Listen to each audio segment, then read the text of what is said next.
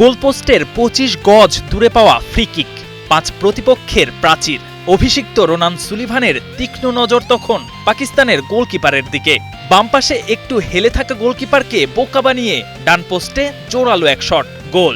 মালদ্বীপে যেন ক্রিস্টিয়ানোর কথা মনে করিয়ে দিলেন এই মার্কিন প্রবাসী। দেশের হয়ে প্রথম ম্যাচেই গোল, তাই তো উল্লাসটাও বাঁধ ভাঙা। ৫৪ মিনিটে ১-০ গোলের লিড বাংলাদেশের। ৬৭ মিনিটে আবারও রোনান সুলিভান ম্যাজিক। সতীর্থের ভলি করা বলে দুর্দান্ত এক হেড, এবার বাম পোস্ট ঘেঁষে বল জড়ালো জালে। পাকিস্তানকে ২-০ গোলে হারিয়ে অনূর্ধ্ব-২০ চ্যাম্পিয়নশিপের যাত্রা শুরু করে বাংলাদেশ। মালদ্বীপের ন্যাশনাল স্টেডিয়ামে সাফ অনূর্ধ্ব-২০ চ্যাম্পিয়নশিপের গ্রুপ বির উদ্বোধনী ম্যাচে বাংলাদেশের প্রতিপক্ষ পাকিস্তান। শুরু থেকেই আক্রমণে বাংলাদেশ।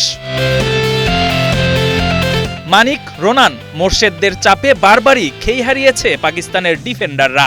তবে সুযোগ কাজে লাগাতে ব্যর্থ মার্ক কক্সের শিষ্যরা। কোনো গোল ছাড়াই শেষ হয় প্রথমার্ধ।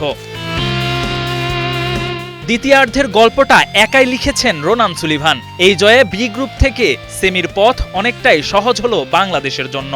২৮ মার্চ লাল সবুজের যুবাদের পরবর্তী ম্যাচ ভারতের বিপক্ষে। এই ম্যাচ জিতে গ্রুপ চ্যাম্পিয়ন হয়েই শেষ ৪-এ পা রাখার বার্তা দিয়েছেন অভিষেকেই ম্যাচ সেরার পুরস্কার পাওয়া রোনান সুলিভান।